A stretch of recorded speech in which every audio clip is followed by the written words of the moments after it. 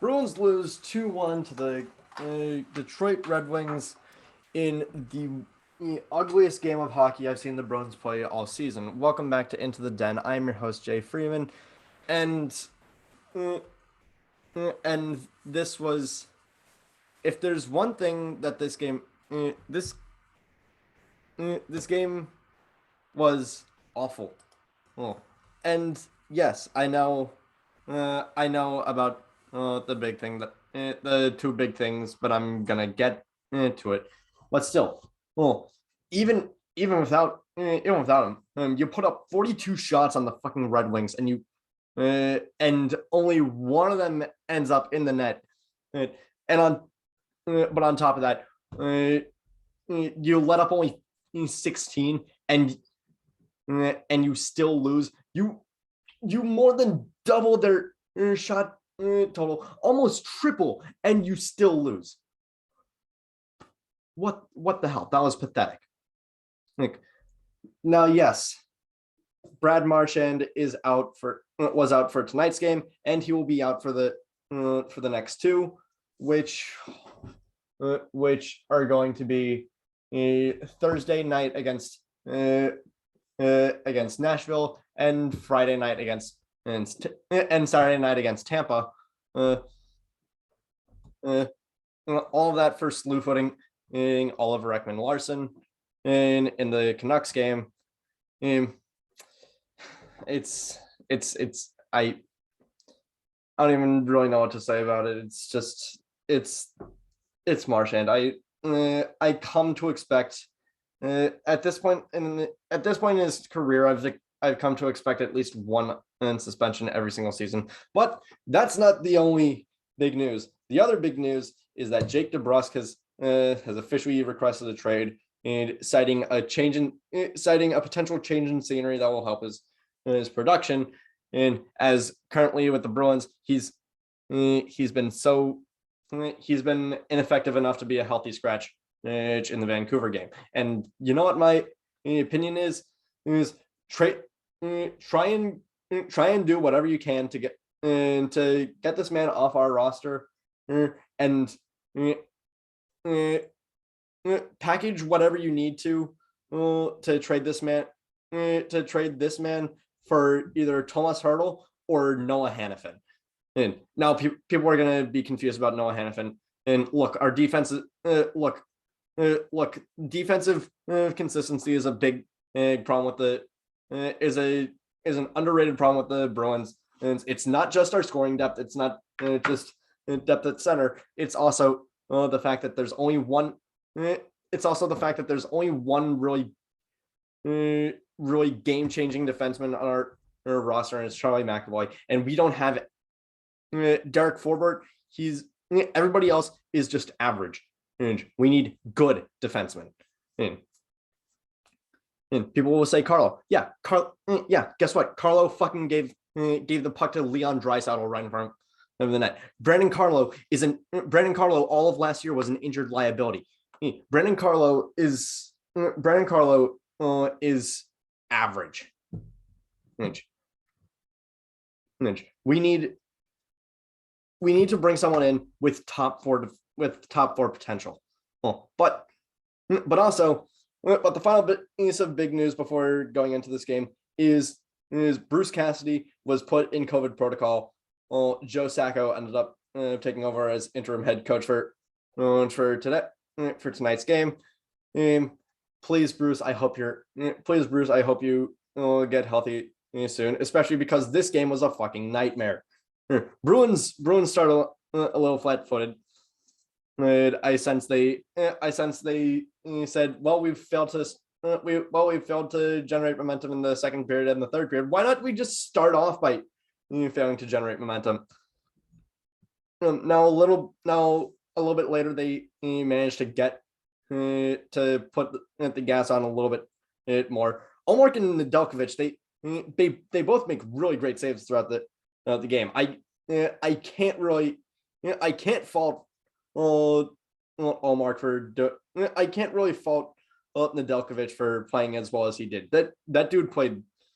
That dude was balling all night. I was surprised that he only let in one goal. Well, and even then, that was on a 5-on-3, which we'll get to later.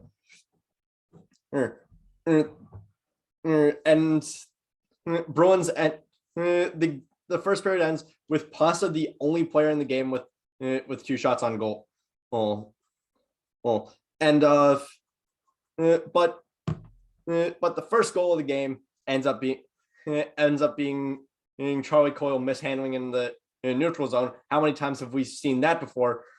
Bruins mishandling in the fucking the neutral zone.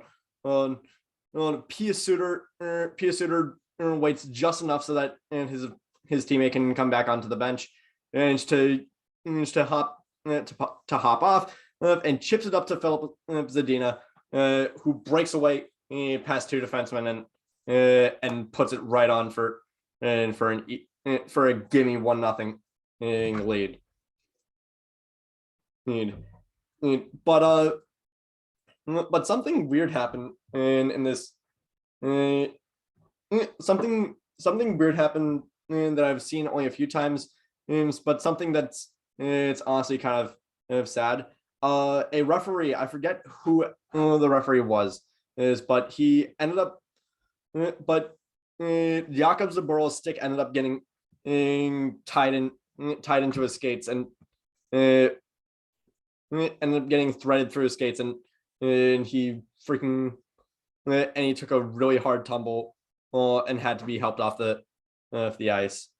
Yes, I've only seen it like a few times before, where a ref gets blown up or he gets tripped and can't get up and shit like that. But it was weird to see.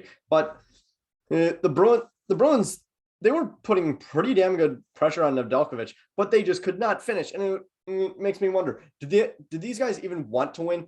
And did they see their just barely win against Vancouver and say we're not worthy?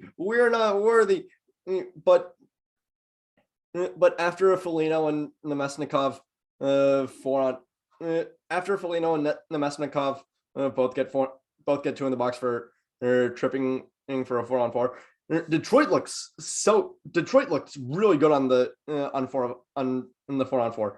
The Bruins were so out of they were very out of proportion and on that drive, but then again they were out of order the entire game. But I mean, they start the third period on power play thanks to Michael Rasmussen holding Eric Hall up that didn't get called. I mean, Detroit would go on to kill that penalty, but eventually Gustav Lindstrom also gets 2 in the box for cross-checking, and then Mark Stahl tries to come from behind and fuck up Pasternak.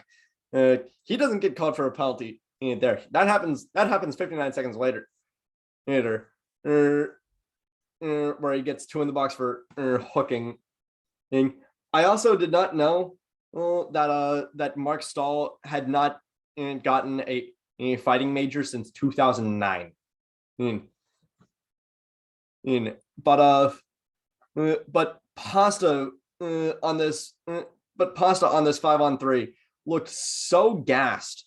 Looked incredibly gassed. Like we're paying you how much to look like you've just ran a marathon and then we're forced to go on ice skates.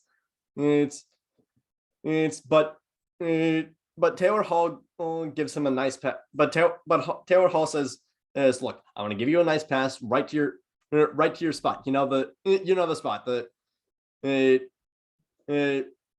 Like anywhere near the face-off circles on that side. And yeah, I'm going to give you the puck right there, and you're going to score. Okay, good. Pasta ends up putting through the only goal for the Bruins, and it's on a 5-on-3. But but later on, Holland Pasta end up combining for an almost goal. Well, that ends up getting called back for goalie interference because as Hall put it right on in the Nedeljkovic on like the last second and then crashed into him, and then Pasta ended up shooting. And the thing is everybody thought this was a goal. On replay, Nedeljkovic saved it anyway. So Nedeljkovic saved Pasta's drive anyway. So like it went right into his chest. Yes, but it's still. Well, anyway, a net front crash a little bit later on and allows for Mark Stahl to take the straight puck right into the net. Despite the fact that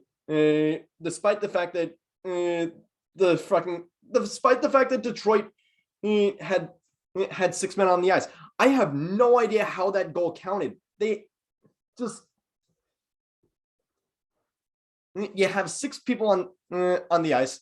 Detroit does end up getting possession of it, and not only is the goal not, and not only is the penalty not ending up getting called, Detroit is able to freaking score with it. I don't want to make the excuses for the Bruins that it's because they lost this game on their own. If that goal gets called back for too many men on the ice, Detroit is probably going to end up winning in OT. They dominated on even strength. They dominated on even strength so hard this game that I can't even be mad at Detroit. But the Bruins pull Ullmark with like a minute and a half left, and Detroit almost gets a goal or two, sending it across the ice, but they don't, and that ends up killing the game. Bruins lose 2-1. Just freaking 42 shots on goal. 41 of them wasted. This team is frustrating. Why? All of the wasted draft picks, all of the wasted draft picks, all of the wasted potential on this team. We could have been partying with Kyle Connor, Thomas Shabbat, and Travis Konechny. And I know people want to say Matt Barzal. Honestly, I like Travis Konechny far better than I like Matt Barzal. Barzal is awesome. I would rather have Konechny. But no, we have a defenseman that took way too long to actually show himself to actually show himself as competent at the NHL level. We have a winger that's probably going to end up getting traded in a few weeks, and we have a dude getting buried in the AHL, who is widely considered to be like one of the worst of all the bad draft picks the Bruins have made. And he is probably on the level of drafting Zach Hamill over Logan Couture, levels of bad. But just I don't know. How do you even help this team? We're now 11-8. We're now 11-8, and yes, we have a winning record, but that doesn't mean that we're good. We haven't even played we haven't even played a quarter of the season, and we're looking so inconsistent that honestly at this point either just lose out or try it. Honestly at this point either just try and lose out or get or try and saddle up the troops for one last run, because I don't know what's going to happen with Bergeron, and Marchand's also getting a bit long in the tooth. With, I don't know how else to. I don't know what else to fix. I don't know. Fire freaking Don Sweeney. Just get him.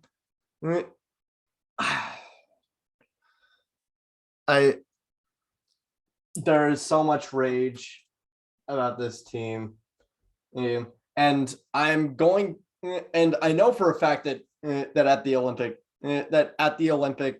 break, I'm going to be doing like a review of the season so far, but so you're probably going to hear me ranting and raving a lot more in a few months, and that's about it. But that is it for tonight's episode of Into the Den. Thank you all so much for watching. Quick like if you like, quick subscribe if you really like. Down below is Jake Piva's GoFundMe to help out the Tebow family whose son is tragically paralyzed from a hockey accident, and just I don't even know what to say to close out this episode. Just fire Don Sweeney and just I hope to God that that trading Jake DeBrusk is the last move that Don Sweeney makes. Honestly, either trading Jake DeBrusk or re-signing Tuukka Rask for one last ride or re-signing Tuukka Rask at veteran minimum. That's it. That's all I want Sweeney to stay here for. Just do that and then just leave.